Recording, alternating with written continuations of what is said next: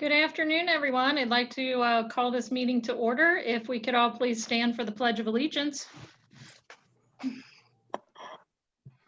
I pledge allegiance to the flag of the United States of America and to the republic for which it stands, one nation, under under God, indivisible, with liberty and justice for all. Thank you. May I have the roll call, please? Peggy Bossy, Here. Paul Godwin, Here. Chris Euster. Hey, Chris, can you unmute you? There you go. Here. Thank you. Karen Kellums, Here. Dan Downey. Here. This meeting is a meeting of the Deer Park Board of Education in public for the purpose of conducting the school district's business and is not to be considered a public community meeting. Due to the COVID-19 national pandemic, community input is being suspended for this meeting. May I have an approval or a motion for approval of the meeting agenda? Second. Questions or discussion? All those in favor of approving tonight's meeting agenda, please signify by stating aye. Aye. Any opposed? Motion carries. On to reports of the superintendent. Okay, thank you. So first of all, I want to say thank you to the board members and then also my staff as well for tuning in here. This is a special board meeting. And, you know, we've all been here and there over the summer on vacation, different places. And so we thought it was a good idea to get us all back together to really talk about and share the ideas for the reopening of schools. I shared last Friday with the board a draft of our plans. And really what I want to do in this meeting is just have some honest dialogue around the plans. I've asked my leadership team to be a part of this meeting so that the Board of Education, you can ask questions and I can make sure I have those answers for you, because obviously, you know, I don't know the answers to everything. And I think right now we're in a time where nobody really has all the answers to everything. You know, it's for the last 3 months since this started at the 1st of March, I really believe everything that, you know, doctors and politicians, everybody's doing what they think is right and what they think is best. But this has changed and evolved so quickly, and I don't think anybody has the answers. And so things that we share today, things that we talk about today, we're really interested in your feedback, but they could change very quickly. In a release I put out last Friday to the community, that was one of the things I said, you know, kind of the word of the day is, the word of the month is flexibility. We're going to have to be nimble. We're going to have to be agile. We're going to have to be able to move and change as this thing develops, as new orders come down, as science develops, and as we hear new things. You know, Paul and I were talking, I think last week, just about how the disease is even spread. And, you know, at first it wasn't airborne. And I know there's some different things that have been published that said now it is airborne. And, you know, at first it was any surface you could touch, you can get it. And now they're saying, well, it's more the respiratory droplets and being close to somebody who has it. So, you know, things are changing daily, if not, you know, by the hour on this. And so we just don't know what to expect. But as I told the community, we're going to make decisions that we feel like is in our best interest of our kids and our staff. We want to try to keep everybody safe, but we also know the importance of coming back to school and being in school in person, you know, allowing teachers to work with kids and allow kids to be able to socialize with other kids. It's important. So there's a lot of things to weigh. There's a lot of things to balance and a lot of things to think about as we roll out these plans over the course of this week. So with all that being said, I would like to, unless anybody has something to say before we begin, I'd like to share my screen of the document that I shared last Friday. Does anybody have anything to say before I do that? No. Okay, so my plan is to go through, first of all, the reopening plan, just the big 30,000 foot view that I released to you last Friday. As we go through it, please jump in and ask questions if you have them. I'd like to answer questions as we go, rather than waiting to the end. And then I also will share with you a document. I believe I shared it with you this afternoon already, but then I'll screenshot a document that gives a little bit more detail about our reopenings and kind of the roles that our staff, our students, our parents, our administrators play in this process as we reopen. Okay, so I'm going to go ahead and share my screen at this time. or at least I'm going to try.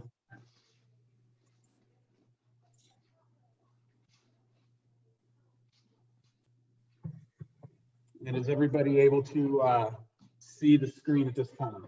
Yes. Yes. Okay, good deal. Yes. So the first thing I want to talk about is our school calendar.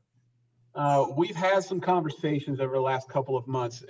When I say we, I've had conversations with you as a Board of Education. I've had conversations with my administrative team. And the administrative team brought it to me several weeks ago, maybe even a month ago, just about delaying the start of school. And initially, as I was trying to feel out this whole process, I wasn't sure that that was the best idea because everything we have seen, you know, the virus isn't leaving. We're going to have to prepare for this virus one way or another as far as what we're going to do with school. But the more I reflected on it, the more I thought about it, the more I talked to my team about it, the more I talked to all of you as a board about it. You know, we've got families who have vacations scheduled up until that last week before we come back to school. That'll be, you know, they'll be all over the country. They could be in Florida. They could be in different states that might have a higher case rate than what we have.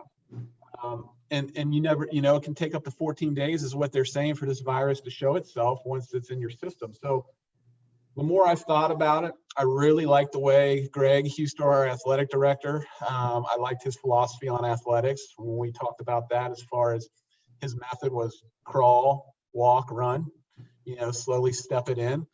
And so the more I reflected, I think it's going to be, and I'm going to recommend this, and I'm looking for your feedback, but I think it's going to be best for us. Right now, our schedule has our teachers coming back for professional development on Thursday, August 13th, Friday, August 14th, and Monday, August 17th, with all kids due to report on Tuesday, August the 18th.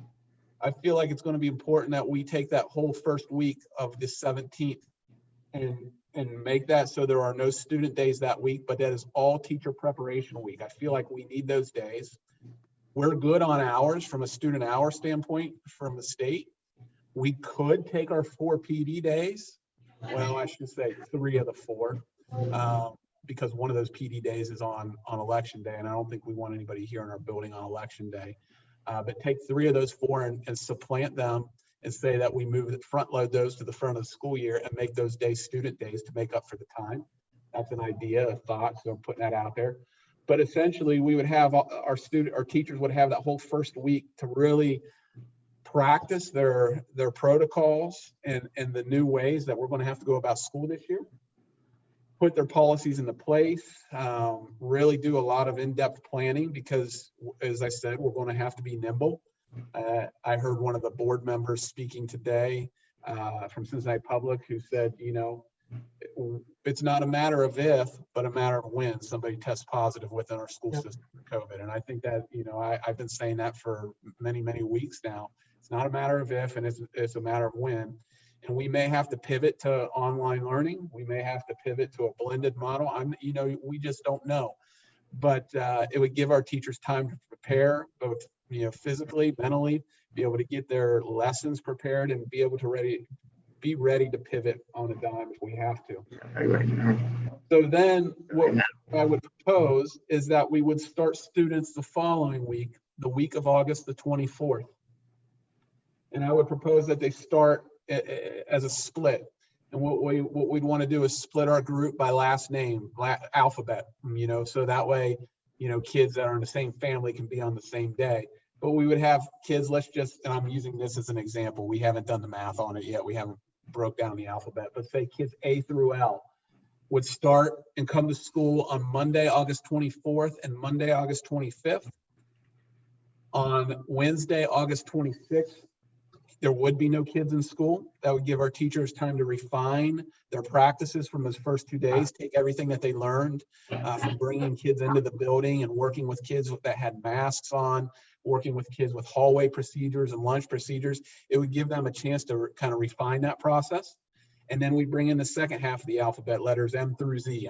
It's hypothetical. I haven't done the math, as I said, but M through Z on Thursday, August the 27th, and Friday, August 28th. And then we would do the same thing the following week, have the first half of the alphabet on Monday, Tuesday, give the teachers a chance on Wednesday to refine everything, what they've learned. second half of the alphabet in on Thursday and Friday. That would be August 27th, September 3rd, September 4th. And then bring all the kids in for the first time on Tuesday, September the 8th, that Tuesday after Labor Day. Thoughts on that?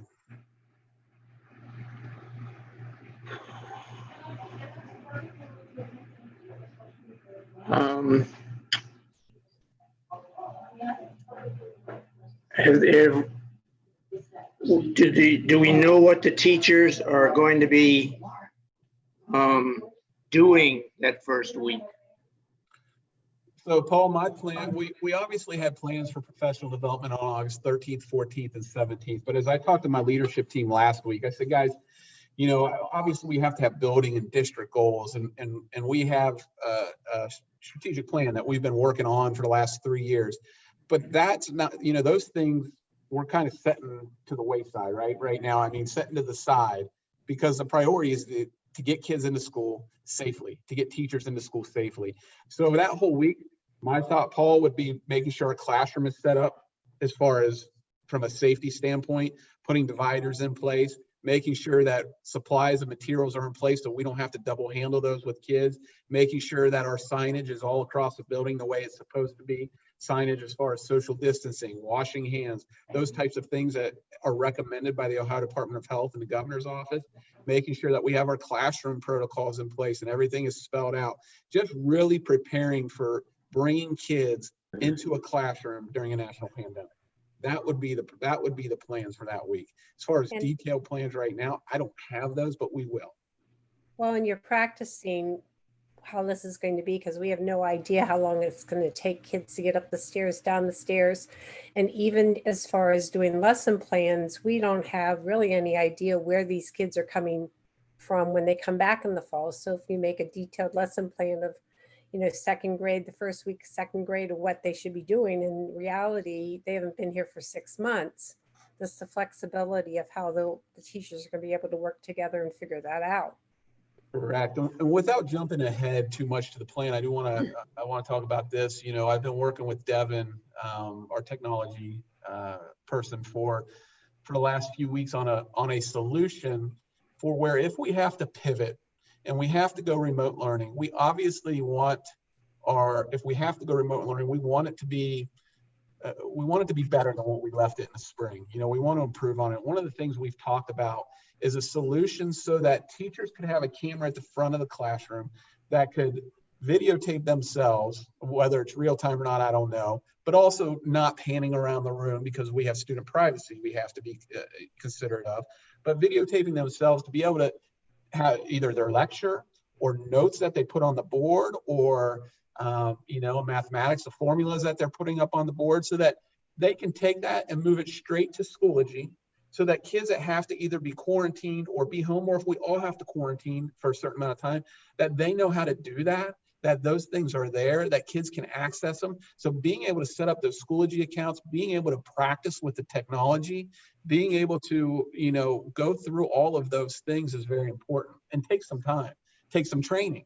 And so those types of trainings will also be included at the beginning of the year within that first week.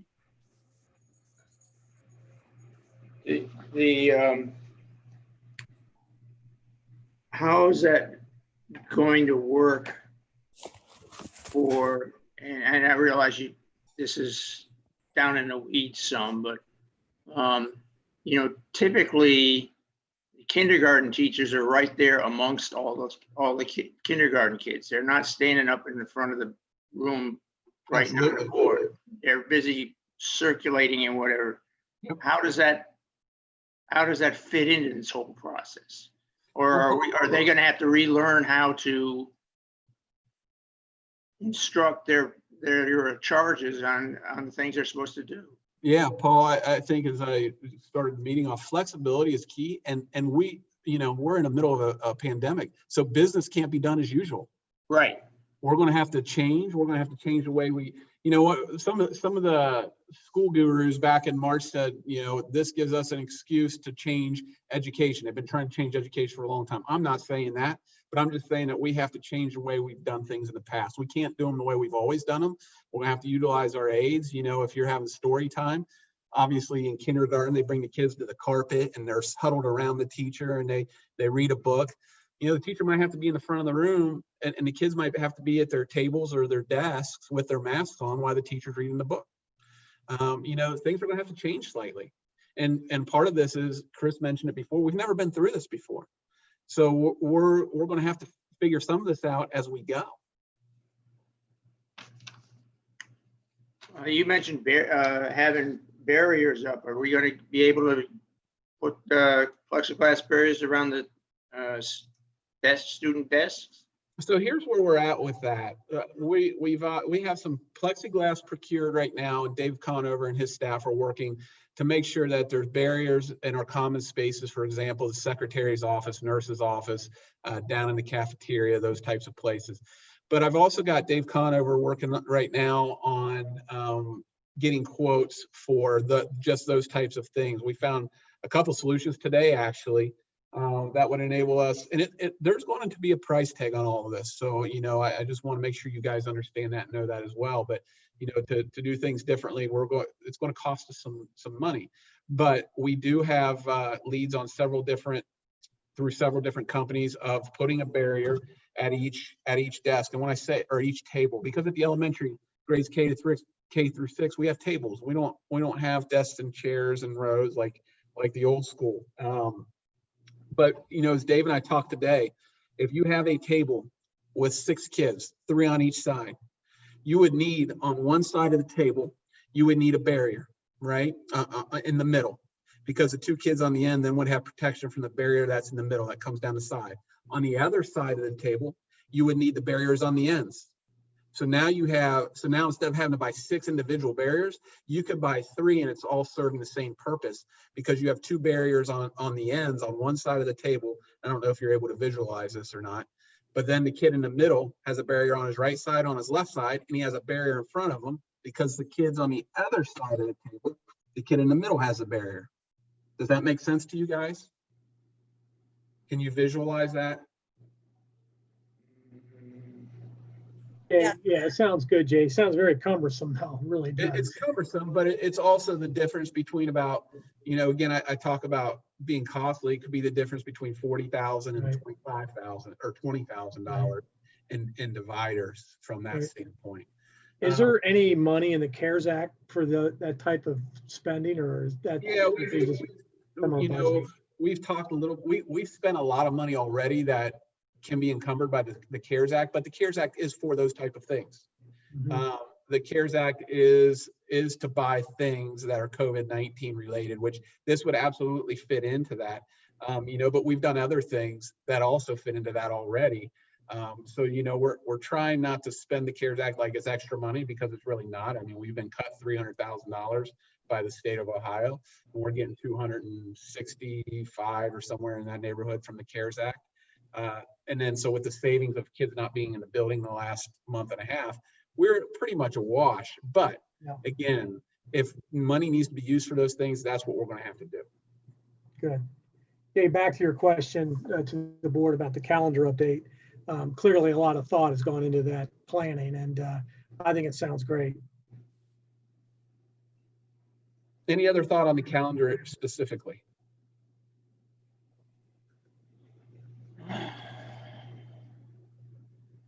I'll let, as you guys think about it, I'm going to go through this so that I don't keep you here until 9 o'clock tonight. But as we go through this and things pop in your head, shout them out. Okay. I did add this. So this is different from what I sent you on Friday. I did add this with all, you know, my brother works for the Cincinnati Fire Department, my brother-in-law, I should say. And he talked about the governor flipping things to purple this week, which is a level 4. I heard it from other places as well. And so I thought it was important to put county alert levels in here. I know I've spoke to some of you individually, but, you know, and I haven't run this by my whole team yet. I sent this to my team and told them it was updated. I have not gotten feedback from them. So this is kind of new. So definitely if you have feedback on this, but county alert levels, we said a level 1, level 2 public emergencies. Right now we are in a level 3, which, you know, he's requiring everybody to wear masks. I put In person, 5 days a week, definitely, if we're at level 1, level 2. Level 3, I put possible blended learning. If we're to level 3 like we are right now, and we start having kids or teachers test positive, and we're quarantining half of our staff, we may have to pivot to blended learning. I'm not saying that at level 3 automatically you go to blended learning, but I am saying that, you know, it's a possibility. So I put that in there. Level 4 is the most severe. And basically what they're saying is a severe exposure and spread. They're asking us to only leave home for supplies and services. I thought I had changed this. I thought I said possible remote learning plan. But, you know, to me, if they're saying that we're at a level purple and you should stay at home unless you're just getting supplies or other, you know, necessary services, which I think I would consider school a necessary service, but I don't think that's what they mean by that. I almost feel like you have to flip it to your remote learning plan at that time until you're out of level 4. That is my thought initially. I'm interested to hear your feedback on that.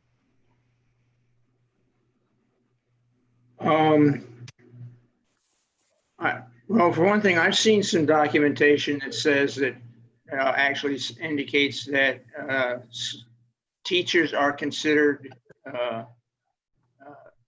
Essential workers. Essential workers. Mm-hmm. So,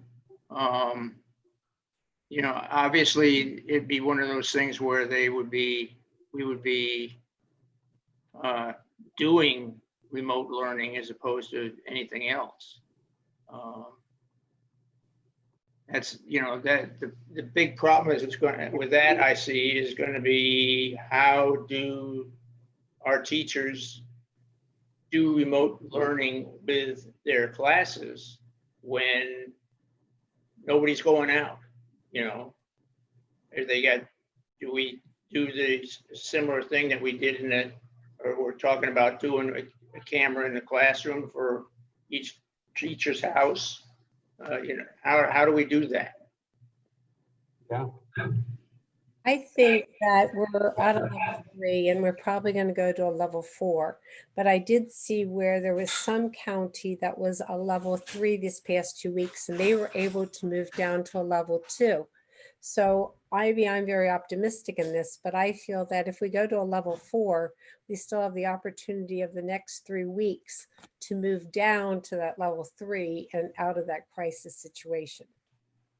And I'm a firm believer that our kids need to be in school.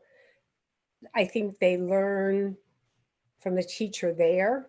I used to, you know, obviously learn from each other's, but I don't know that anybody really learns remotely as well as you do like this. If I was listening to Jay, I don't know what I'd be doing by now. What have we been on, like 8 minutes, Jay? You probably lost me 5 of them minutes ago. So what I'm saying is I'm hoping that as this goes, that we're able to move down. So that's my opinion.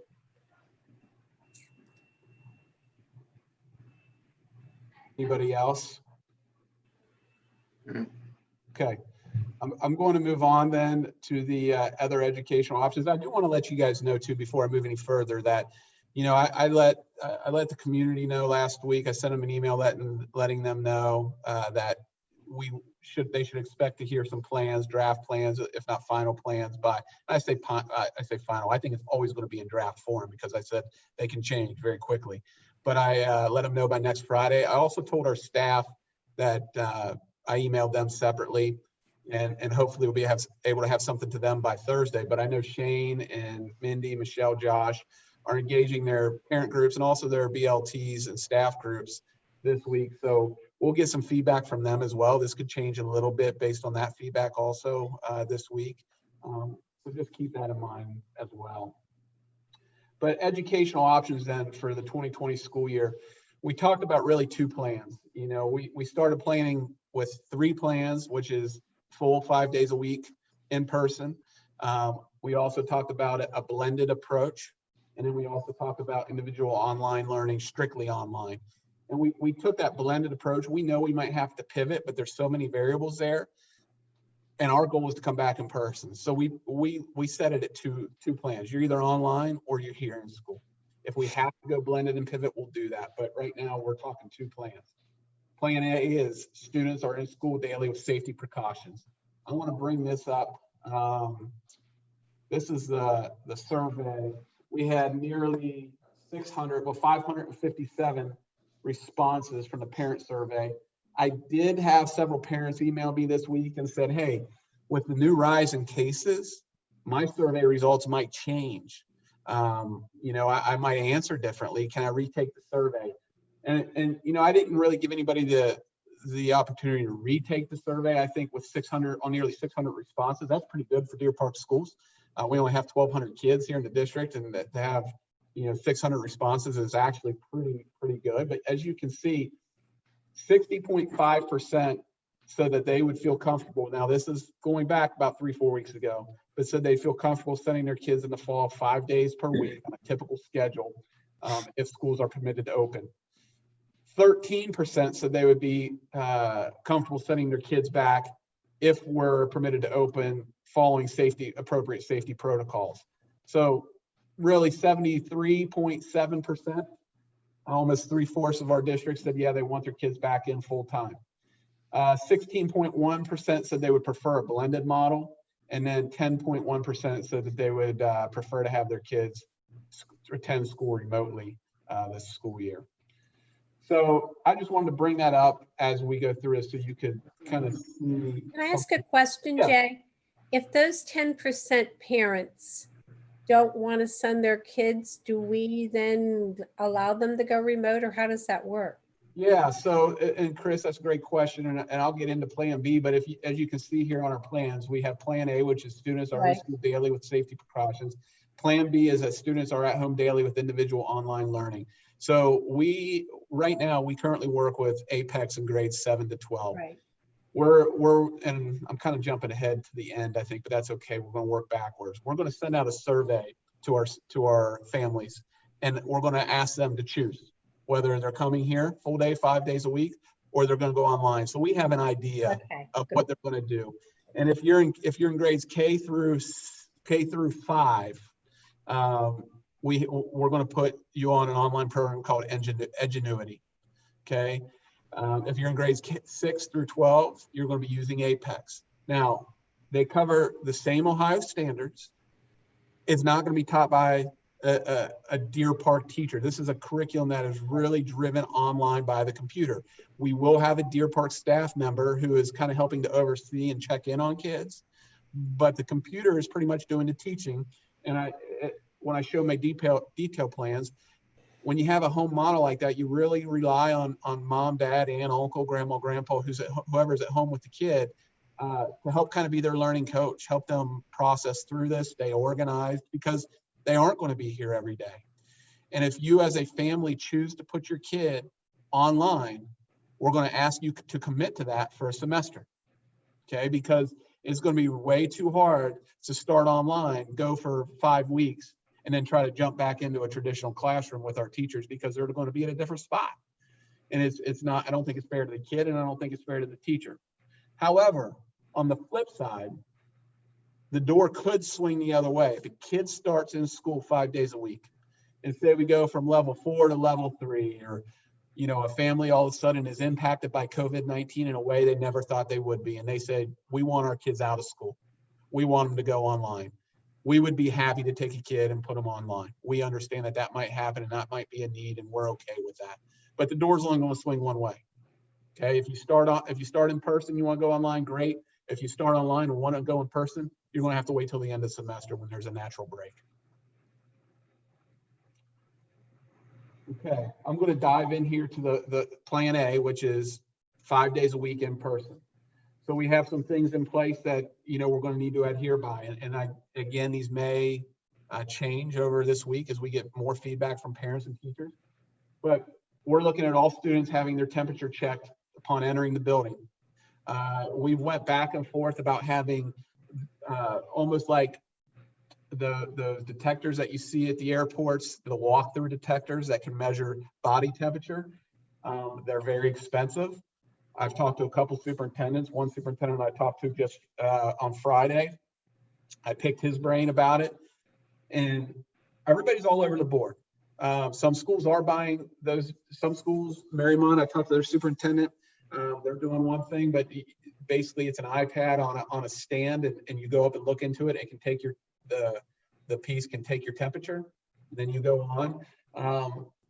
I talked to another superintendent who said his daughter's in a dance class or in a dance club, and they have 75, 100 kids that come into that dance practice every night, and they have 2 or 3 people standing at the door, and they do the touchless scanner, and it takes a matter of a second to scan a kid and wave them in, wave them in, wave them in. He said it goes very quick and very smooth. I think that's what we're going to start out doing. Have 2 or 3 people at either a single entrance or 2 entrances. I'm not sure how we're going to do it yet, but scanning the temperatures of the kids as they enter the building. That way we know. And the reason we want to do that, the reason we don't want to give each teacher a thermometer, a touchless thermometer, and have them take their temperatures is from a timing perspective. Right now, the health department is telling us that if a kid or a teacher or adult, whoever, is in contact with a person who is confirmed positive with COVID-19, and they are within 6 feet of that person for 15 minutes or more, cumulative 15 minutes, not in a row, but 15 minutes more. So if you're in contact with that person 15 minutes or more from a less than a 6-foot radius, anytime throughout the day, totaling 15 minutes or more, you have to be quarantined for 14 days. So that clock is ticking. So we want to know whether a kid has a temperature or not before they enter that building, or as they enter that building and before they get to a classroom and sit down. So our plan right now is to laser them as they're coming in. We'll have 2 or 3 people at the entrances, each with a thermometer. It shouldn't take any time at all. Read it, move in. If you have a temperature, we'll move you aside. There'll be a place for you to go. We also have to have 2 rooms for kids that have non-COVID symptoms and kids that have COVID symptoms. What we're going to do at each building is use the actual nurse's office as the place that kids with a fever right off the bat, and then we have a checklist. If you have COVID symptoms, that's where you're at. If a kid is coming to just take medication or something to that effect, kids come daily for an ice pack because they scraped their knee, or they have to take their medication before or after lunch. We're going to have a separate place for that in each building. We have ideas at each building. I think we pretty much know where we're going to be, but I don't want to put that out there yet because we're not exactly sure which room it's going to be, but we have to have 2 separate rooms. I like the idea of it right when they're coming in also, because sometimes it takes parents a while to roll out of the parking lot. So if that happens, you have a bigger opportunity of, getting a hold of the parent to send the child home right then and there. Yeah. And we also talked about, we've talked about everything from really every scenario you can think of. We talked about taking their temperatures while they're still in the car. We've talked about taking their temperatures when they get into the classroom and sit down. But, if you're taking it when they're in their car, you may miss a kid or 2 that are walkers, that are intermixing with the car riders when they're getting out of the car. So we think coming in the doors is the best idea. We're going to ask all students to wear a face mask when entering and leaving the building. And this is just, as you can see here, this is just the entering and leaving the building procedures, but we're going to ask kids to wear face masks entering and leaving the building, transitioning in the hallways. We're going to ask kids K to 12 to wear face masks into the classroom. And if they're working directly with another student and or teacher or in small groups, we're going to ask them to put the face mask on. And I'll get to the classrooms below. You can kind of see it highlighted here. But there is going to be time for kids to take face mask breaks and things like that. They're going to need to. We know, we're not naive enough to think that a kid could sit for a 5-year-old in kindergarten can sit for 7 hours with a face mask on. That's impossible. I think it's impossible for a teacher to sit 7 straight hours with a face mask on. So there's going to have to be mask breaks as long as there's adequate distance and you're not directly in contact with another person.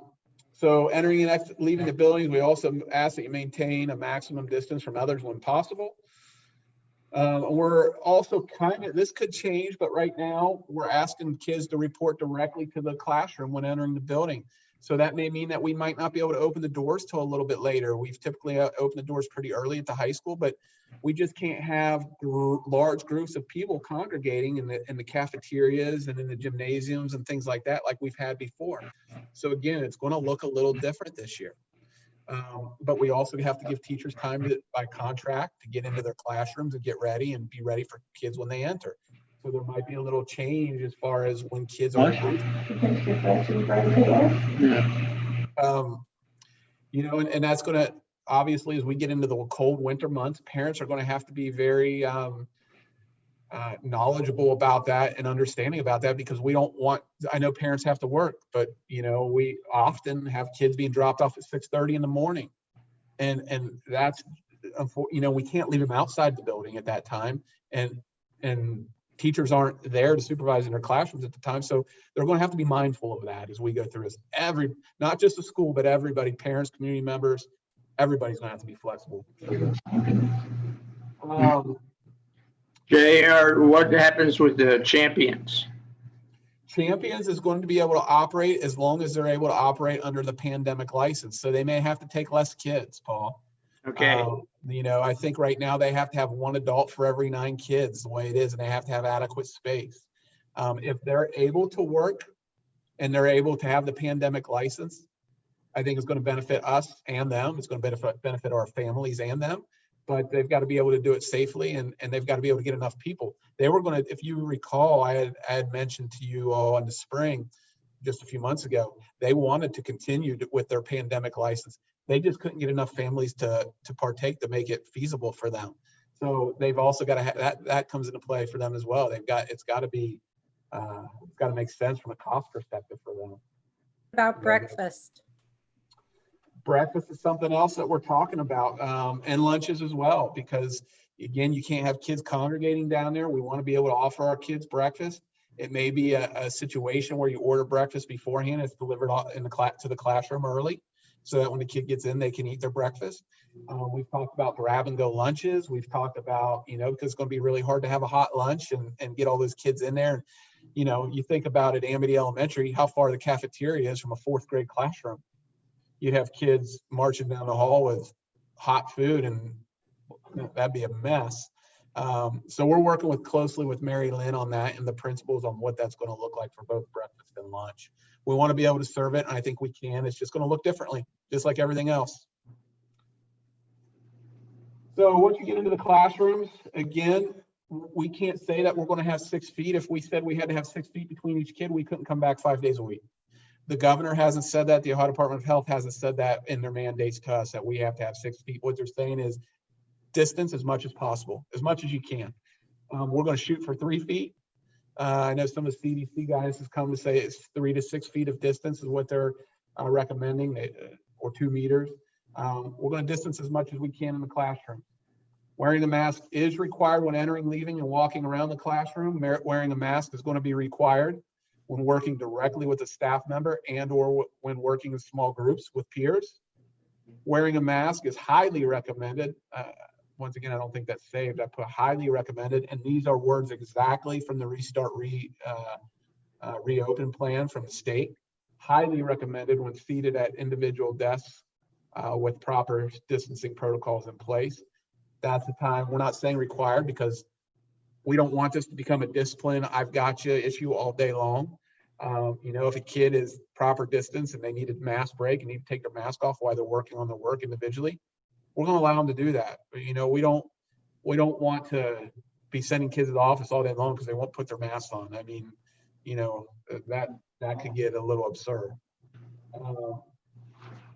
It could become a requirement, though, you know, again, if and when dictated by the Hamilton County Department of Health, Governor DeWine, or the Ohio Department of Education. You know, typically the Ohio Department of Education follows the Ohio Department of Health and the governor's orders. But they may, if it's like right now, it is required in Hamilton County that when you are inside, you have and around other people, you have a mask on. Our kids would have to wear them. That goes from highly recommended to required at that time. We're going to ask students in grades 4 to 12 to wipe down their desks and seats as they leave the classroom. You know, that's something that, you know, we're all going to have to be vigilant on. And when I go into a little bit more detail on a separate document, we're going to ask teachers, custodians scheduled at certain times to do the same thing. We're going to have to be very vigilant on cleaning. But, you know, it's one of those things that in grades 4 to 12, we think, you know, at grade 4, you're now 9, 10 years old. You may be able to spray a little cleaner on the desk or on the seat and wipe it down with a paper towel. or a disinfectant wipe and throw it in the garbage. We think that you can handle that. So we're going to ask them to do that. It may also mean that, you know, if for example, if you have to switch a class, right now the guidance is asking teachers to switch more than kids. But if we have kids switching from reading to math or whatever it might be, and the seat might be a little wet, as a kid, you might have to because of a disinfectant, you might have to get a paper towel and dry it off a little bit, throw it away. Those things might happen. So Jay, yeah. sorry, are you thinking for high school that they'll switch classes like normal? Or are you thinking that teachers will, I think they have to, Peggy. Right now, we're thinking that they have to. Maybe with core classes, you could, but there's so many materials. You know, we've had teachers work on carts before, and it is definitely not ideal. And we keep talking about how business is going to have to be a little different than usual. We could have core teachers switch. Right now, that's not in our plans, but we could. It's definitely up for discussion. That seems to be, given the fact that you've got kids like, you know, they go to English, and when they get changed classes, some of them go to math, some of them go to physics, some of them go to gym. Yeah. They're going all over the place. Paul, to your point, the high school would be impossible. And when I was answering that question, I was thinking more about junior high, you know, because they have 4 core teachers and they all see primarily all see the same math teacher, science teacher, social studies, and English teacher. So that is the only way to conceivably do that. High school, you can't do it. So the teachers would be in their own classroom. And the kids would have to be switched. So that's a great question, Peggy, and it's, you know, it's something that we have went round and round about on this end. What about the complying with the mask order? I mean, if we get somebody who absolutely refuses to wear a mask, or their parents tell them they don't wear, you know, you can't wear a mask, I won't let you wear a mask. Beg your pardon? They'll be put online. Okay. Yeah, we're offering 2 paths, and if you don't want to wear them, I mean, you up front, parents and families are going to know what our requirements are coming into this, and so if they're totally against masks, they're going to have to choose the online option. Okay, that's fine. Otherwise we're not going to, you know, we can't safely serve you. Right. I have a question, and Yes. that is, if the bell structure is at the high school the same as it is now, then you have 600 kids moving at the same time. How does that work with the halls and moving from upstairs in English down to the band room? I'm just kind of curious about how, even now, being able to go out in the hall is really kind of crowded, how that would just kind of look. It's just, I'm not asking you for the answer. I'm just putting it out there as a question that for the future to look at. Well, and here's what I would say, and I know you're not asking for an answer, but I'm thinking out loud. You know, I went to the hallways and lockers, common areas slide. But for one, your junior high and your high school don't transition at the same time. And Shane and Stacy, I'm going to lean on you guys to jump in if you have any more clarity on that. But, you know, part of the procedures, kids, we know they're going to have to change classes. You know, fortunately, when you say the halls are crowded, you know, I've been in that building thousands of times during transitions of classes, and it's not crowded.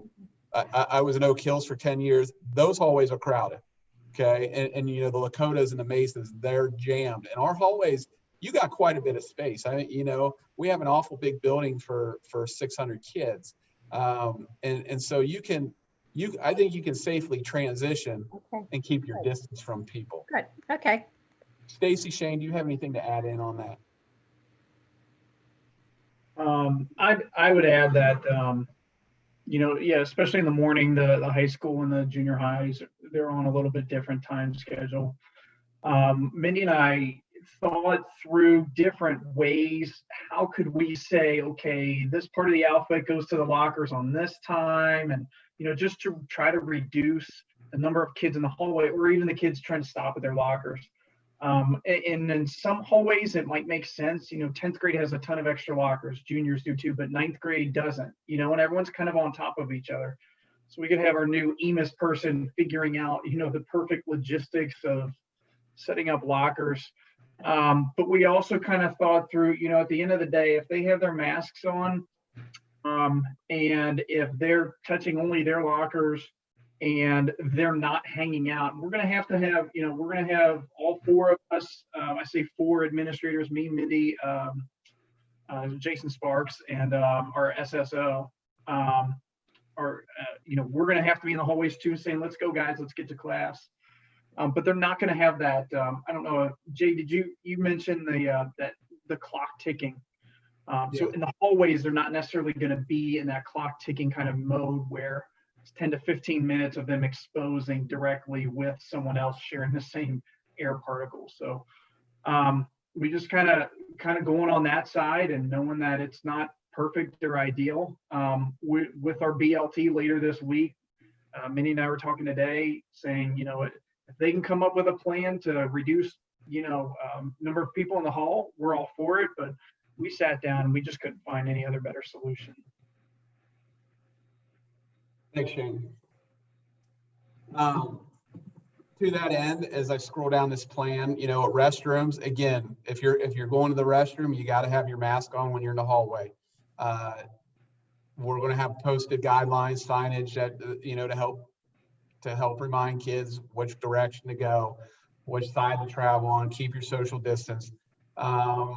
And I will say, it might be later down in my slide, but something that's going to be a little different, drinking fountains. Drinking fountains are going to be not turned off, but inaccessible from a standpoint of just going up to get a drink. You can bring water bottles, and you can use the water bottle filling station that is on many of our drinking fountains now. But as far as going up and you know, putting your mouth down there by where everybody puts their mouth to be able to get a drink of water, can't do that right now. And so those are going to be off limits, and that is a reason that we're going to have to be flexible as a school district. Kids are going to need to bring water bottles to have something to drink. Now, I will tell you, you know, at my daughter's school, their plan is very similar. Their water fountains are off limits. They have to wear masks, and they don't have air conditioning. So I'm very thankful here at Deer Park that we at least have that now. Because, man, what a horrible time. We got it at the perfect time, because this year would have been a horrible time not to have it. Again, hallways, lockers, common areas, travel on the right side of the hallway when possible. Masks must be worn between class changes. Again, bring a water bottle, as drinking fountains will not be in use. Water bottle filling stations will be operational. Drop off and pickup of students and then visitors. We're asking parents and guardians, we are taking the temperature of our kids as they enter our buildings, but we're asking the parents to do a wellness check every day prior to sending their kid to school. You know, if a kid has a temperature of 100 degrees or more, they should stay home. Students will receive a no contact temperature check each morning here at school. Any student with a temperature of 100 degrees or higher will be sent home from school. Parent and guardian should limit their visits to school whenever possible. You know, we always love to have our doors open. You know, our parents love to come surprise their kids. Kids love seeing mom and dad or aunt, uncle in the classrooms or in the hallways or at lunch, whatever it might be, every once in a while as a surprise visitor. You know, kids like to come back and see their teachers after school. We just can't have that this year. We've really got to lock it down. And if you're coming to school, it needs to be for official school business. That's it. And again, face masks are going to be required at all times. You know, for visitors and parents who are picking up and dropping off their kids, you need to have your face mask on while you're on school property, and that's including in the parking lot for drop off and pickup. If you're out of your car, if you're in your car, that's your business. You know, we can't force you to put your face mask on in your car. We can highly recommend it. We can't force it, but if you're out in our parking lot or you're walking up to come into the building to walk, you know, your 5-year-old kindergartner in the first couple of days of school, have your mask on. And again, visitors won't be permitted past the front office. Again, if you're a visitor, you only need to be there if you're on official school business, and if you're on official school business, you will be contained in the front office. If you have a meeting with a teacher, we have conference rooms in the front office at both school buildings. That's where your meeting will take place. Offices and health services. Again, we're talking about using designated entrances and exits. You know, we will have obviously at least one maybe 2 entrances open, but we might funnel everybody through the same entrance. I'm not exactly 100% locked on that yet.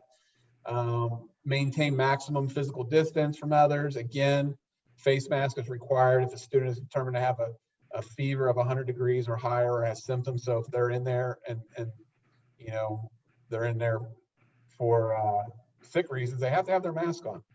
And we talked about 2 nurse stations have been established for students who aren't exhibiting symptoms and have no fever. So again, kids that are coming for a scratch on the leg or take their medication, maybe a little bit of a belly ache, but they don't have a fever and they're okay. And obviously, you know, Chris and Peggy, Paul, your wife, you guys have all been school teachers. You know, we know who are you know, frequent, we call them our frequent flyers, who might have that little belly ache for whatever reason. We know that they're, you know, probably not really sick. So we know who they are and we know where to send them. Plan A, cafeteria. Again, I'm telling you this today. This could change by, you know, the time we open up school in August. But the junior, senior high school, we have it figured out where we can distance kids. We can basically block off a seat and kids won't be sitting right next to each other, right across from each other. But we're able to have enough lunches and have enough space that kids can still go to the cafeteria, and we maintain 6 lunch periods and they can still social distance. Okay, at Amity, we're going to have to be a little bit more creative. Josh and his building leadership team have come up with some really good ideas. But what we're really leaning on are students eating in the classroom and then having 9 different zones out on recess and possibly using the front parking lot and the back parking lot. And then which would mean, and again, this is very high level. I don't want to get into the nitty gritty details of this right now because you'll probably have 1,000 questions of this. But initially we're thinking about teachers parking at the church, working with the city to allow them to park on Linden and Beach to be able to clear that parking lot because we need to make space. So then kids will go outside in one of 9 stations.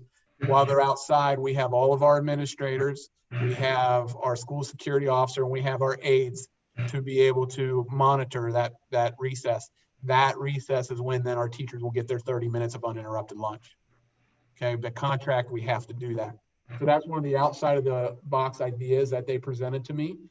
You know, I thought on the surface it looked pretty good. But again, we could be tweaking those things as we go. We just know at Amity Elementary, if we were to create enough lunches to have distance in that cafeteria, kids would have to start eating at 10 a.m. and they wouldn't get done till after 1 o'clock.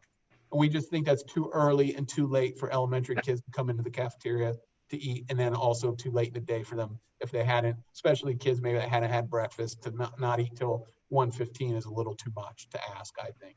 So that would leave the cafeteria open that Amity could use that for other learning purposes or things like that. So that would kind of help a little bit there. We don't Absolutely.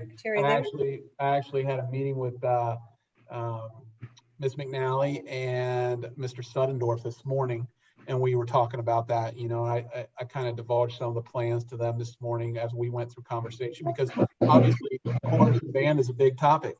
You know, chorus, choir, singing is one of the things they say don't do, absolutely don't do, because when you're singing, you're really projecting those particles into the air. And so, you know, at the elementary level, I told Taylor, I said, look, most likely this cafeteria probably will not be used a whole lot for lunches. So you can use that area to spread out. You can use your choir room, you can use your band room. So, and other classrooms, you know, other classrooms can use it as well. So it'll be an open space that people could probably go and spread out as they see fit during the day if it works for them in their schedule.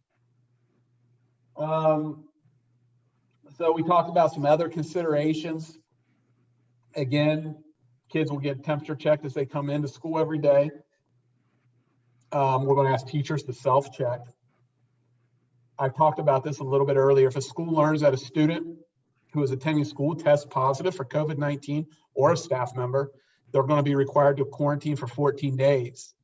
In order to return to school, the student will need to be fever-free, without fever-reducing medication for 72 hours, and be symptom-free. And I believe they also have to have a negative COVID test. The student must also provide a letter from the contract tracer with Hamilton County stating that the student may return to school. I think that is one of the requirements that was set forth. Stace, is that correct? I don't remember reading that in one of their documents, but I think that's right.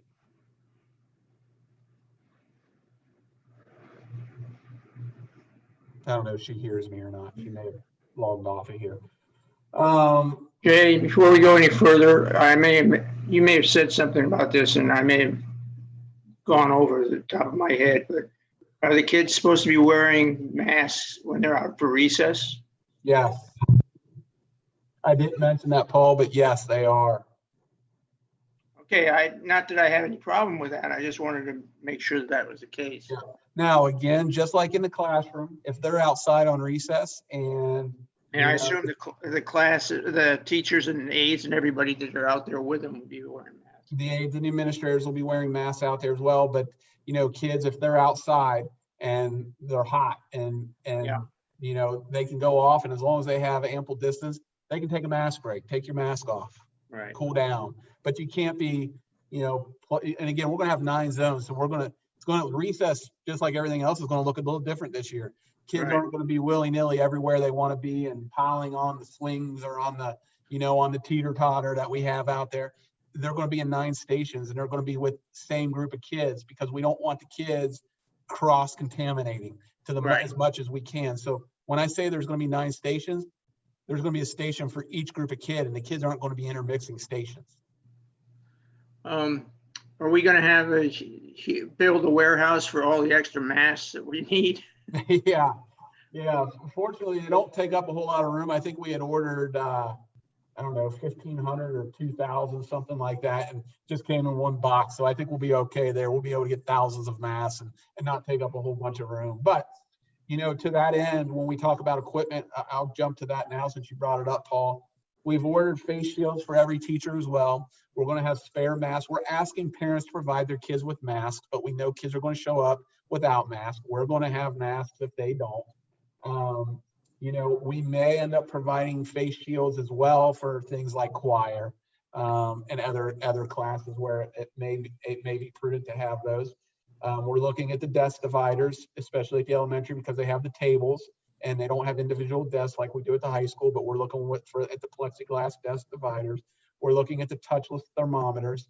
Those are all, that's all some of the equipment that we're going to have to invest in to be able to allow kids and teachers to come back to school and come back safely.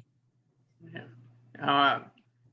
The other thing that comes to mind is, are we going to increase our custodial staff to do the wipe downs of all the knobs and door handles and banisters and stuff like that during the day? Yeah, Paul, Dave Conover and I have talked about it. Melissa and I haven't talked about it so much, but Dave Conover and I have talked about it. And it might be a possibility that we may have to hire a couple part-time people to assist with that.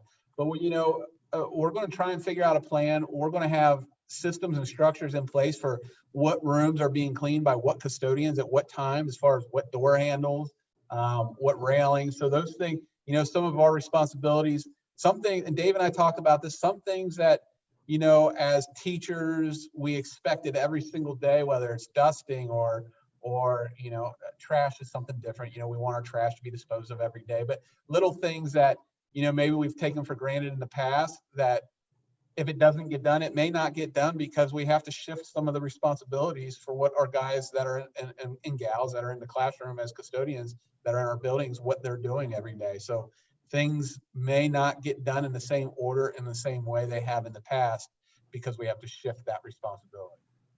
So we have custodians that will then do all the rooms at the high school, because the teacher's contractual time ends when the kids leave school. Yeah, the only time we're not ever asking teachers to stay after to clean, but what we will be asking teachers to do is help along with the students to help clean Right. during the day. Okay. But yeah, absolutely. And just so you know, we're looking into, I've gotten one, and it came from somebody who was connected to the county, I believe, a vendor.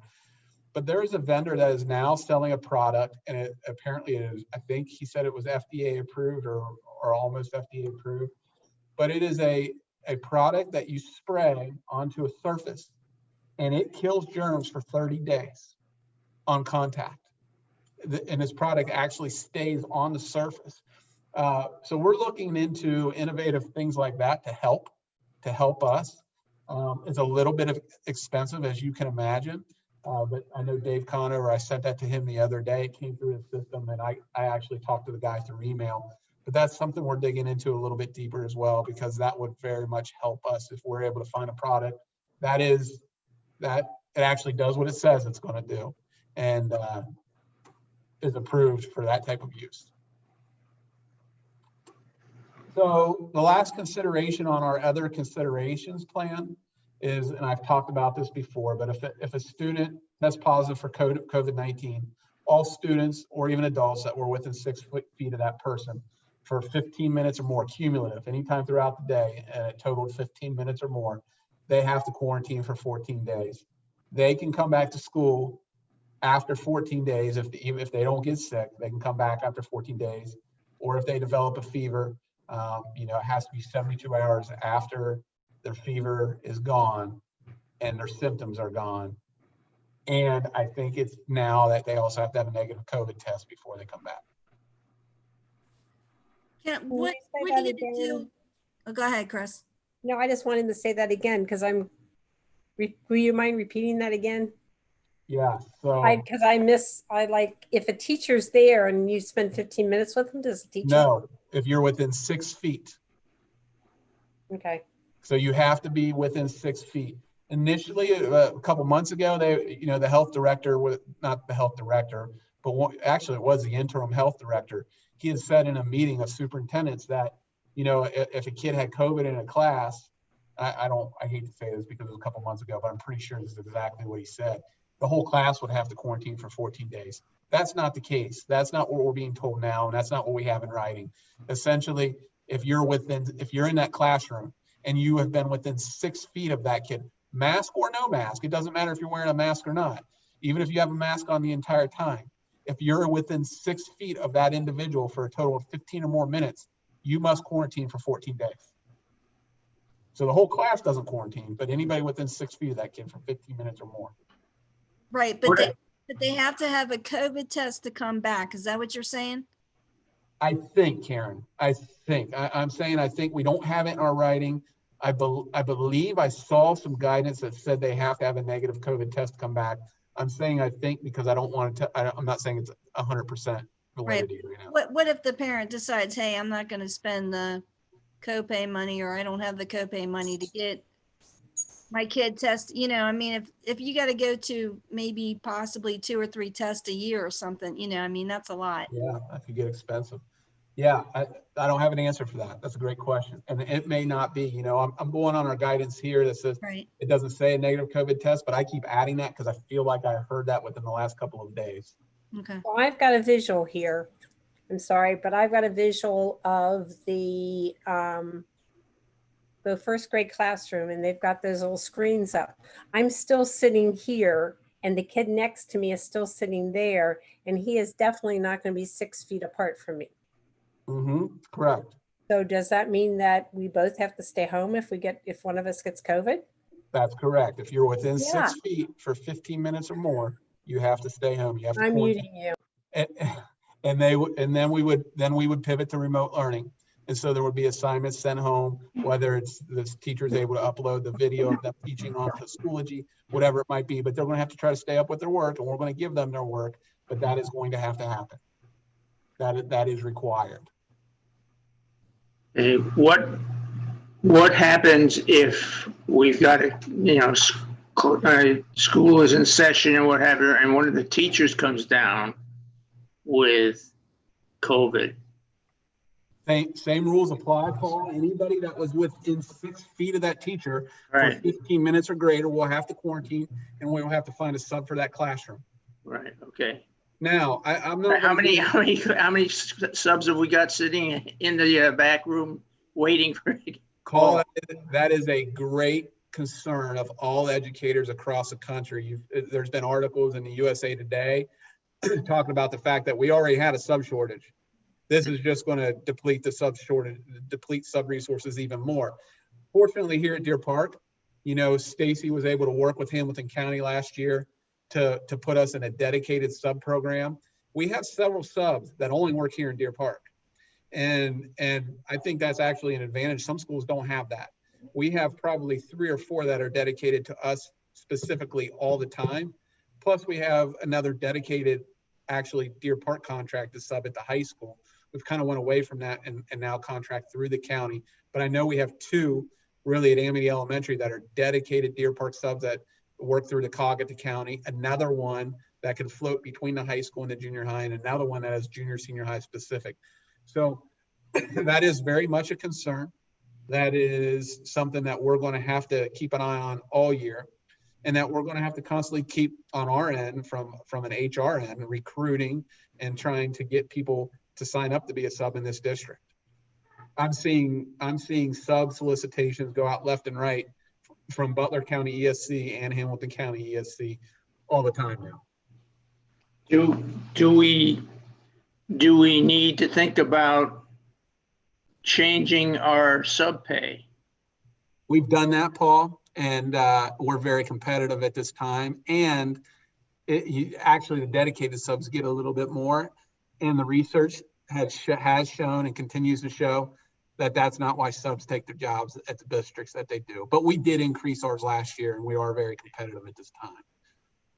So do we have an in-house sub at the high school and one at Amity? Yes, we actually have multiple. We have one at the high school in Elizabeth Moore.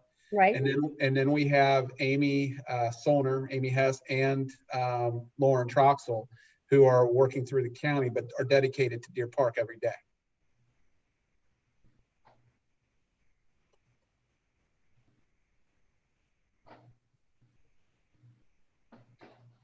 Okay, as we move through our plan B.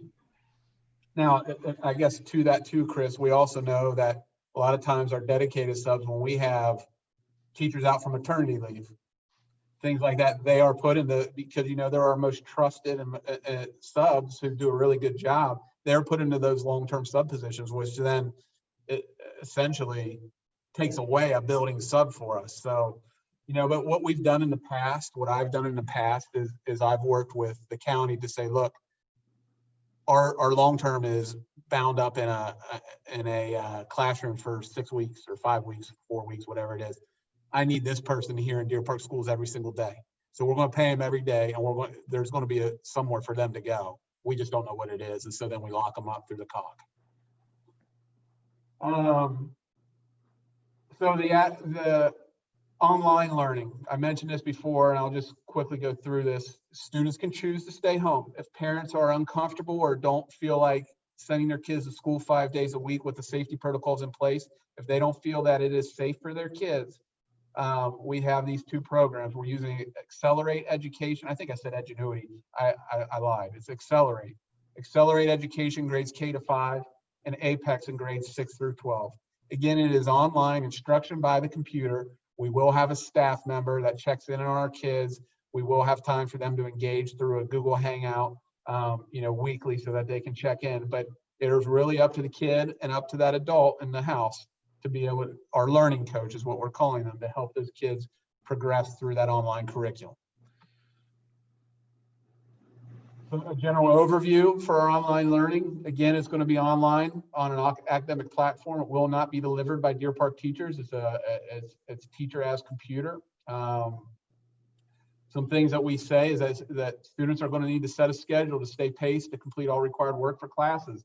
You know, sometimes this is even a little bit, at times some classes might be more rigorous this way. Because, and when I say rigorous, it's because they don't have a teacher in front of them setting the expectation, setting the time requirements. They aren't structured going to a class every day at 9 a.m. All that time management and organizational management, it's all on them. So, it might be a little bit more difficult in those terms for kids. So they'll need to set a schedule to stay paced to complete all the required work for each class.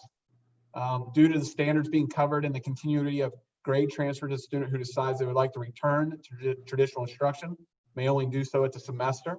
I've said that a couple times, but I do want to repeat that. They can't come back and forth from online. They can at the end of the first semester. If they don't come back at the end of the first semester, they're there until the end of the school year. Students will have access to core classes and a select number of elective or specials classes. We will, within the next few weeks, have that catalog out there on our website. We'll put a release out so that kids and parents can see what those classes are before signing up for that. Students will earn grades for their classes, just like they do in traditional schooling. They also are able to continue playing sports and being involved in extracurriculars as long as those are still going and aren't stopped because of COVID-19, because of the pandemic. They can participate in sports, they can participate in band, they can participate in Parkers, they can participate in anything any of our traditional kids can participate in. If state or local regulations require us to close school for whatever reason, kids that are doing online learning will just continue with that as scheduled. We may have to pivot here and do some blended learning where our kids are now doing some work online, but it's not going to be the same kind of online work that these kids are doing. These kids will just continue. And then again, students and parents will have a Deer Park staff member assigned to them who will act as a liaison to assist with communication and questions. That was actually another place where in our administrative conversations, staffing came in, just like custodial services, staffing. We think we can cover it internally and have enough staff members to be able to do these checks. But, you know, if all of a sudden we go to level purple and everybody freaks out and we have 200 kids online, we may have to look at some assistance, whether that is moving internal staff that we already have or hiring an aide or whatever it might be. Hopefully we don't have to go. So those are the in-school, in-person, and online plans. Any general questions now that we've gone through that together? Jay, for the online, will they have meetings with the counselor, specifically like junior high, high school, to make sure they're taking correct classes for graduation requirements? That's a good question, Peggy. Yes, they'll still know, you know, they've had those conversations already. The kids, they know, but we will need to definitely cross-check, make sure kids aren't getting sideways and taking 3 English classes and no math classes. And now they get to be a senior and have 1 math credit. That's not going to fly. But yes, we will need to still work with those kids. They're still Deer Park students. We're still checking in on them. We're still following their transcripts and making sure that they're getting all the required courses they need. So that will be a part of this piece of the puzzle. What about special needs kids? Yeah, okay, go ahead. What about special needs kids? That's a great question, Chris. So, you know, many of our special needs kids require additional services. We have OT, PT, things like that, where they may still have to come into the building for those specific services. Speech, OT, PT. We believe, and Patty, jump in here, but we believe we can service our kids that are using the online method with our current intervention specialists. Patty, you want to add to that? Right. So if the government has agreed that you can still telehealth for OT, speech, and PT if we need to. We'll just go to what we were doing in the spring. If they refuse to bring them into the building, we would like them to bring them in for therapies and then exit if they chose online learning. So we would just make a time where they came in for their therapies and left. But yeah, we're hopeful that our number of remote learners who have IEPs will be minimal and our current IVS staff can support them, but we'll have to see how many choose remote learning. It will be a little harder with our specialized classroom or our medically fragile kids. Right. We'll have to set them up with some very unique plans. And to that end, and thanks for asking that question, because that's a big concern of ours. It was a big concern of ours in the spring. It's a big concern of ours now. We have now gone since March with really not having substantive contact with some of our most at-risk and highest need population, which is really hard for us and for them and for the families. I know some of our teachers and Patty and others and even myself, I've texted a couple of them just to make sure that they were doing okay and getting things that they needed.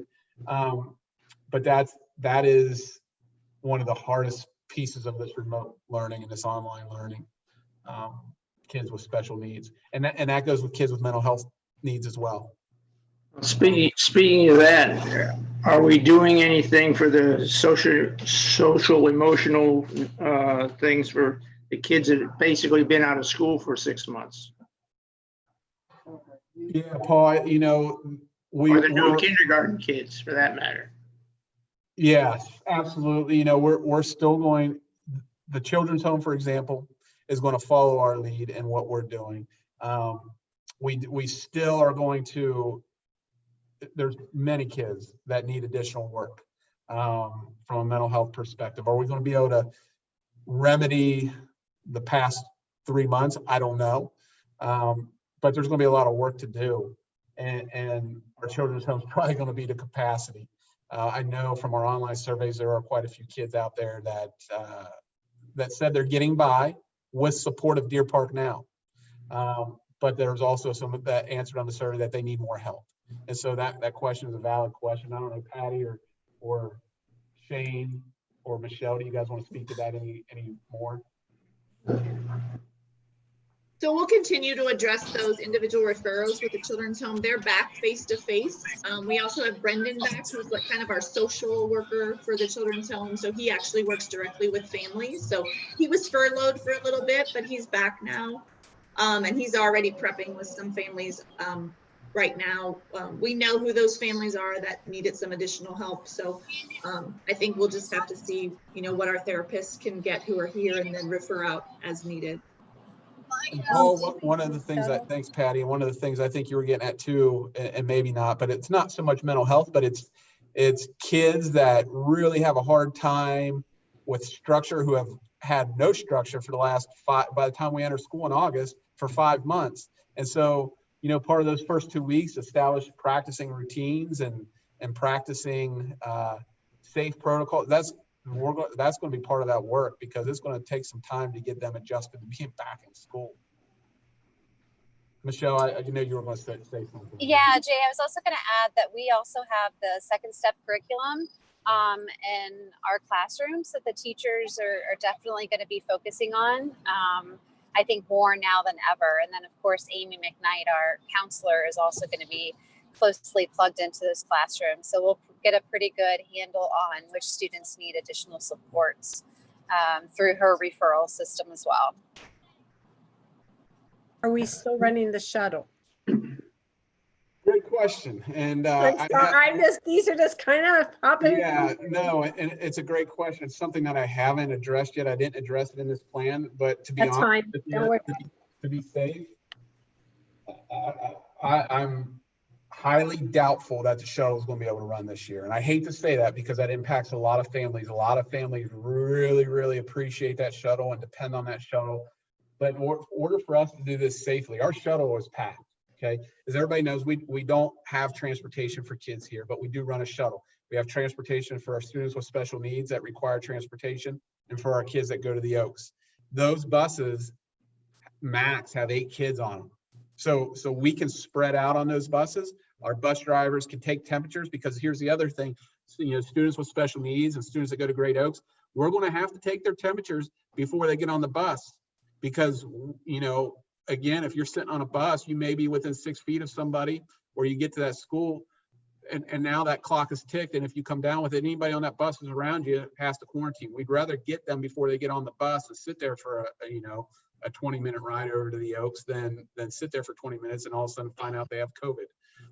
So we're gonna ask our bus drivers to scan those temperatures as the kids are getting on the bus. For kids with special needs that might be younger, a parent is going to be asked to be there with them, so that if we have to turn a kid around, they have a place to go. So the shuttle is going to be tough, though. We pack that shuttle out, and that's just, to me, that's a breeding ground for disaster. Jay, also that the shuttle, the amount of time it'll take to transport our special ed kids is going to increase because of temperature checks and getting them then in wheelchair lifts and onto buses and things. So even the timing for our busing to be able to shuttle may be impacted. Yeah. Is our school at homes going to open on the same schedule as us, or are they going to run separately? Chris, I haven't pinpoint that down yet. My initial reaction is that we would probably do something a little different, because we have so few kids over here, right? That it might look a little bit differently, but I haven't sat down with Stacy or Stacia yet to really map that out. But we can be a little more agile over here, because it's so few kids. Good. when kids are doing the distance learning or at home school or whatever, how does that affect our EMIS count at all? No. Matter of fact, Stacy's, we've submitted a blended learning plan, which we're actually rescinding, and we're going to submit a remote learning plan that allows us, those kids, it doesn't count, you know, basically their at home learning counts towards their hours, that minimum hour requirement. You don't have to clock if they're on 1,002 hours like you do here at in traditional schooling, but it doesn't, they're still a full-time Deer Park student. Doesn't affect our funding. It doesn't affect the EMS count whatsoever. Okay. And does any of the testings that we do for temperatures and possibly something else if it comes up, does any of that impact HIPAA requirements as far as getting, you know, sending information out and not, or yeah, we have to adhere to HIPAA and FERPA. You have to be discreet. You know, you can't identify which kid is positive with COVID, but you will be notified that your kid was within 6 feet for 15 minutes or more and that you need to quarantine. We can't tell you exactly who the kid is. I can tell you this too, Paul, that's come up a lot with temperature scans in the morning. Because, you know, if you're running a fever and you get pulled aside, everybody around you is going to know it. But at the same time, you know, we have to do it. Oh yeah, no, I understand that. But yeah, there is definitely some HIPAA and FERPA consideration there. And one of the other things that it comes to mind is school supplies that we've got put this school supply list out and everything like that. But a lot of the teachers basically combine the supplies in a box. You know, everybody turns their pencils into one box and you go grab it when you want one. Yeah. And that's, the way things, I understand things, that's not going to be the case anymore. Excuse me, that will not fly this year. We cannot double handle supplies. Kids have to have their own supplies. You know, kids in Bell 3 can't come in and use the same supplies kids in Bell 4 were using. Right. We're just not able to do that. And again, that's another example of how business is going to be done a little bit differently this year. Right. Any other general questions? Yeah, earlier you had mentioned about a new survey coming out. What does that look like? What's the time frame on that? Dan, I didn't say a new survey. I said we sent out a survey 3-4 weeks ago, and that I had some parents contact me and ask me if they could redo it because their opinions have changed. Because, you know, we all of a sudden went to level 3. There's a spike in COVID cases. The parameters, yeah. You know, with 600 respondents, I'm not sure that, you know, the data was pretty good. I know some people would have changed their answers. You know, at the end of the day, we are based on that survey data. We did have 25% say they wanted a blended learning or an online learning model. We're going to provide that for our families as an option. So I think we saw that the information you needed. Yeah. Yeah, and so I'm not sure that would really, by sending out an additional survey, would really change the plan much. But I will tell you that Shane and Mindy and Michelle and Josh are engaging their leadership teams and their parent cohorts that they've worked with this week to get additional input, share the draft of the plan with them, get additional input. And if we need to make tweaks or changes, we will. Again, I'll release it. You know, my goal is to release this on Friday to the general public. It can change by next Friday. I just want everybody to understand that. You know, I understood why they did it, but I just thought it was silly. Some school districts, Cincinnati Public being one of them, released their plans 3 weeks ago. And I think they've changed their plans multiple times at this point. From day one, when I met with our leadership team back in March, when all this was going down, and then into April, May, you know, we worked backwards. I said, what is the latest time that we can get a plan out to our community that will still give them time to internalize it, digest it, and begin planning for the beginning of school? And we really were shooting for, we said July 15th without really looking at the calendar. We knew when we started, which was August the 17th, 18th for kids. And we said July 15th, that was our goal. We're going to have a plan out by July 17th. We've kind of been hitting all of our benchmarks, and we wanted to do that, but we still know that's early. That's a month before school starts. And as I said, this thing's changing daily. So our plan could very well change before school starts. Can I ask Patty a question? Yeah. Patty, how is the testing going this summer for people that are up for IEPs or that? Is that still moving ahead, or how is that working? So anyone who requested an evaluation, we did a prior written notice and told them we would do it beginning August 1. All parents agreed to that, so we have that documentation. Perfect. All re-evals were completed. We did a records review. If the parent requested additional testing, we still did the records review, but we will do them in August or when they come due. And then we have a couple kiddos who are transitioning from preschool to kindergarten who are developmentally delayed but have to have a school age category. We will do them in August. Okay. So they're all on our radar. Okay, I was just curious. Thank you. Thank you. I do also want to add, because we may have some staff members tuning into this board meeting.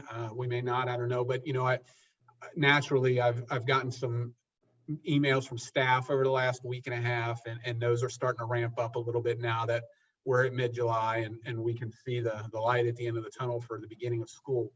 And, we understand that there are a number of staff concerns.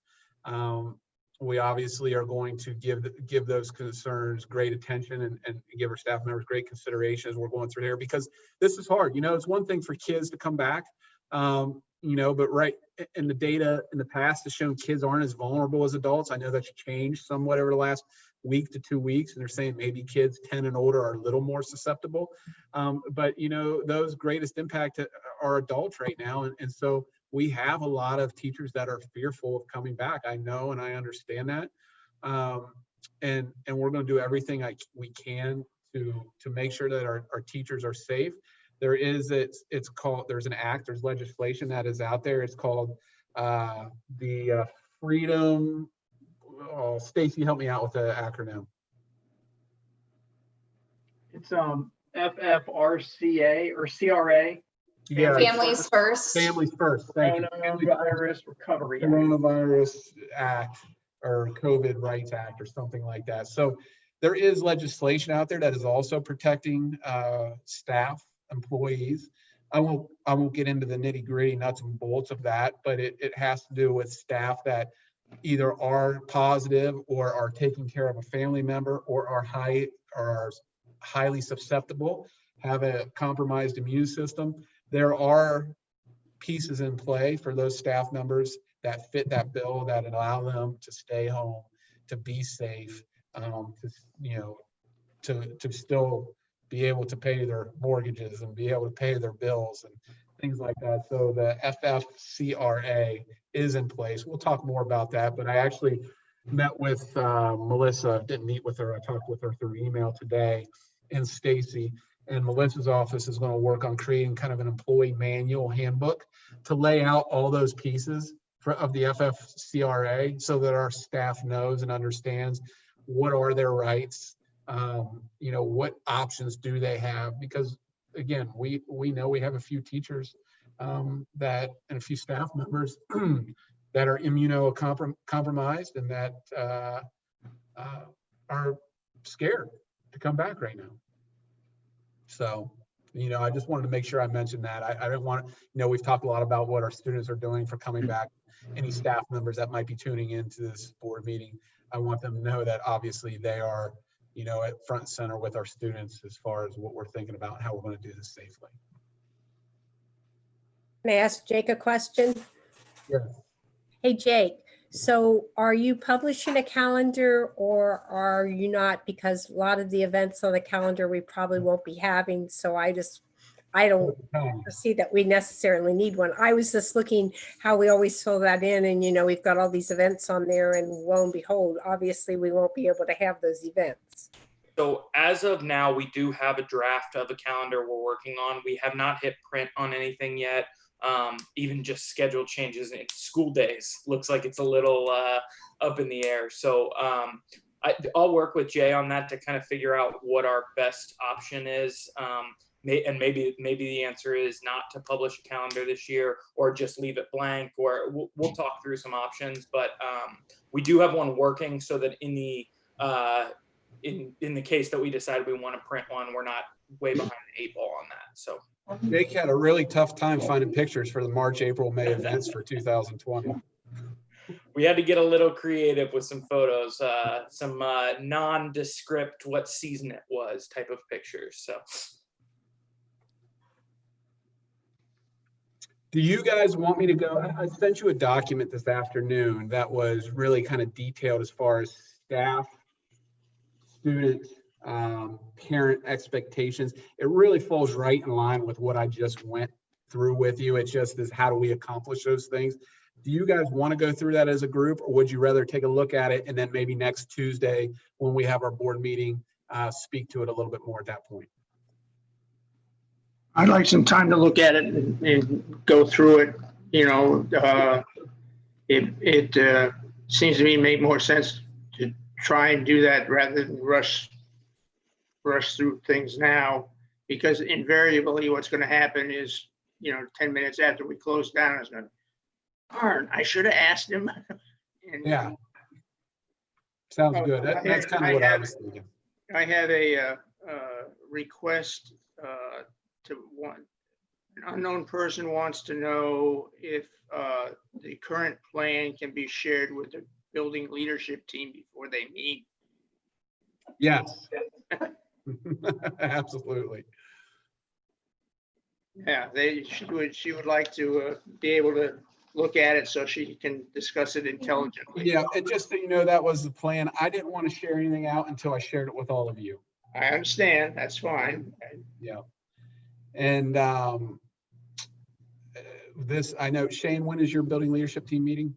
Yeah, Paul, to kind of answer that question, and J2, we're meeting this Wednesday, and we have quite a bit of time built in to share that out. I mean, you know, Jay, of course, with your blessing, we'll share it out ahead of time, but we actually kind of planned for that time to give our BLT time to look at the plan and read through it on their own and then come back with questions. Right, that'd be good. Yeah, we'll send that out ahead of time for sure. So what happens if we go to Purple and band camp on Monday? Chris, that's another very good question. And again, this is things that we've never experienced before. But if we go to Purple, you know, I've asked around other superintendents, and to be quite honest with you, the answers I got today were, I'm not sure. What are you doing? And you know, to me, if the governor and the Department of Health are telling us that we are purple, meaning that it's severe exposure and spread, and that you're only supposed to leave your house for supplies and services, we probably shouldn't be having band camp and or athletics at that time. Right. You know, they've exempted schools up to now they closed schools down March, April, May, June, but they've kind of exempted us from things since we've restarted sports. I do have an email into the Hamilton County Public Health Office. Our contact there, his name is Tucker Stone. I do got to say, if anybody from the Hamilton County Health Office is maybe tuning in, I doubt it, but they have been awesome. You know, I know they're under as much stress and pressure as we are, and they're very responsive. It's usually within 12 hours, I have a response from them, a very detailed response. Now, I will also say that they default to us a lot of times and also default to the restart guides and orders and mandates that have already been issued, but they do help clear some things up. I'm hoping to get some guidance on whether if we go to Purple or not. I think what they're going to tell us is, that's up to you. We're not going to dictate that for you, but you need to make a smart and informed decision. And so they're going to highly recommend that we would shut it down. But that's where I'm leaning towards right now. I'm not telling you 100% that I've made that decision, that's what we're going to do. You know, before I make a decision like that, I still like to talk to numerous people, including the Hamilton County Health Department, so that we make an informed decision. Because, you know, it's a big deal for a lot of people.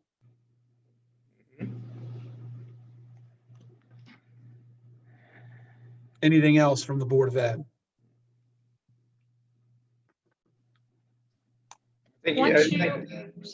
Once you send out this plan, how long will parents have before they need to make their decision? How's that going to look? We haven't set a deadline on that yet, Peggy. Stace, are you online right now? I'm here. do you have any thoughts to that, or when we're going to set our deadline? As far as whether families have to choose, when they have to choose online learning or in-person learning? I think we'll send it out and probably give families about a week to make a decision, but we need to have numbers in order to contract our services with our online providers and be able to get teachers trained and things like that. So I don't know, Jay, if you have like a date on when we wanted to send that out, and we may need to do it electronically and through the mail. We'll just have to kind of talk through that and figure out how we're going to do that, and then maybe give parents about a week. Yeah, and that's pretty, just to let you know, when Southwest Schools sent their plan out last week, my kids go to Southwest Schools, and they're, most of all of our schools are very similar, but it was the same type of turnaround. They sent theirs out last Thursday, which would have been July the 9th, and they gave their families till July 17th to indicate, and they did that through Final Forms. So there was a button on Final Forms. Everybody submitted their choice through Final Forms, which I think is pretty smart. Which I still have to do that. I'm slacking. Okay. Well, I appreciate all of your time. Administrative team, is there anything that you guys want to add or wanted to say before we disconnect for this meeting? I appreciate Stacy and Michelle, I know, was driving. Those of you that are out of town, appreciate you guys taking time from your trip to jump in here. Administrators that are in town, still appreciate you guys being here. Next Tuesday, there's one thing I want to ask. We've talked about meeting in person. I know Karen will be in Myrtle Beach next Tuesday. And is she on here right now? I think she may have jumped off. But would we like to meet in person next Tuesday for our board meeting? We could patch Karen in virtually and still publish our board meeting live through Zoom or through our YouTube channel. We can have it recorded using an iPad or whatever, however we decide to do that. But we can meet in person, have Karen's patch in through a Zoom or something to that effect, if you guys would like to do that. Or would you guys still like to meet through Zoom, since we won't have one person here and it makes it easier? And can we limit the attendance, the physical attendance, to just board members and the whatever administration staff? We can say no attendance at all, that it's done again virtually on. That's what most school districts at, because there are still school districts that are meeting in person, but they're live streaming it, and that has to be done and recorded that way. They've been doing that for the last 2 or 3 months, so we can do that.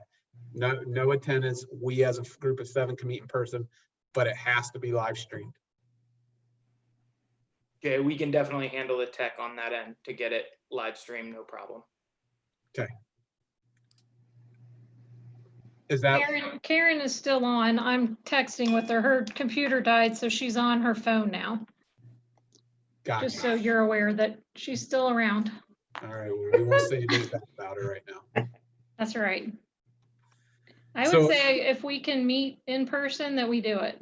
Karen said she's good with whatever. Okay.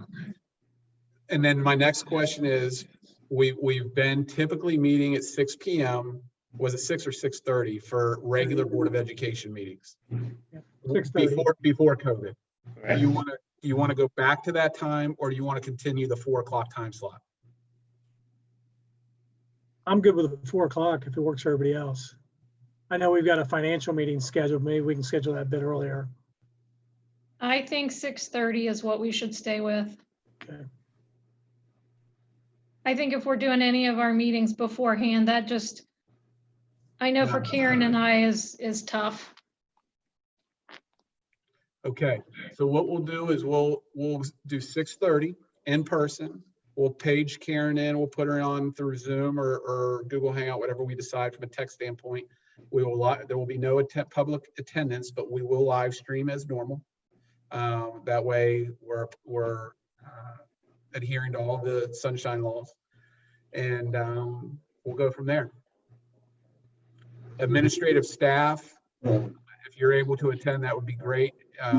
We'd love to have you there 6:30 next Tuesday. I would like to say thank you to Devin. I know that he drove in, whatever, at 1 a.m. this morning, whatever, and everybody's been doing a great job. But I think sometimes he's that unsung hero in the background who's been doing a lot. So thank you, Devin. I know you're here somewhere. Hey, Chris, don't thank him too much, because if John Walsh is on here and hears that, he might pull him out and take him to headquarters, and then we have to have somebody else. So, Devin, you're doing a nice job, but you still got some growing and work to do, okay? Understood. Thank you, sir.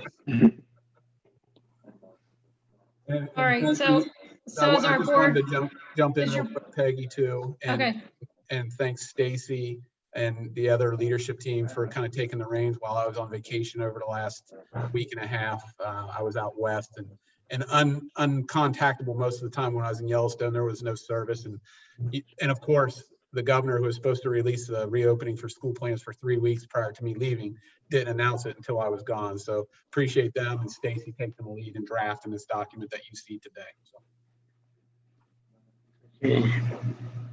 all right, well, are you finished with your board report, Jay? Anything Yes, else? ma'am. I'm finished. Okay, so we are on to board discussion. Does anybody have anything else they want to discuss? Nope. The document we got from the lawyers, are we going to go over that at some point in time? As far as sick leaves, and the sick leave one, and should we go over that at all? Yeah, Paul, here's what I would recommend. As I mentioned before, I've asked Melissa's office from kind of the HR side to draft an employee manual handbook. I would like to be able to go through that handbook with you, so it's a little bit more structured and we have a little bit more idea of what it is. I mean, I basically know it's FFARC, and it took a little reminding what the acronym even was. So I really haven't spent a whole bunch of time on it, but we will dive into that now that we kind of got our plans tentatively drafted, and we can kind of start focusing on some other things. Okay. But once I have that manual drafted, I will definitely go over it. And if we have it drafted by next Tuesday, we can talk about it then. Otherwise, we do have a meeting. We come right back and meet on Tuesday, August 4th. So we can talk about it then. Sounds good. Yeah, just so you know, Paul, our Ennis Britton, the people that we do our attorneys with, they have a deep dive training on July 21st, right before our meeting, basically just to give us all the information that we can have to write up this handbook. So it probably won't be done on the 21st, but the 4th, that's a good deadline for Jay and I to get together and to kind of iron things out for you guys. Okay, sounds good. Okay, everybody. Thank you so much. Any other board discussion? Okay, we do not have need for executive session, so I would like a motion for adjournment, please. So moved. Chris seconded, but she's muted, but I saw her mouth move. All those in favor, there you go. All those in favor of adjourning tonight's meeting, please signify by stating aye. Aye. Aye. Any opposed? Motion carries. Thank you all very much. Those of you that are on vacation, enjoy. We'll see you all soon. Be safe.